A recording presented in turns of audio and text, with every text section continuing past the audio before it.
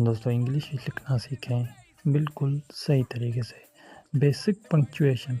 दोस्तों इस वीडियो में हम बेसिक पंक्चुएशन पढ़ेंगे। तो first one is a full दम। इसे हम इंग्लिश में फुल स्टॉप कहते हैं और पीरियड भी कहते हैं, और उर्दू में हम फुल दम कहते हैं। किसी भी सेंटेंस के लास्ट में आता है, जैसे ही गोज़ टू स्कूल, लास्ट में जो डॉट नज़र आ रहा है ये फुल स्टॉप है। Second one is a comma. दोस्तों इस निशानी को हम कोमा कहते हैं।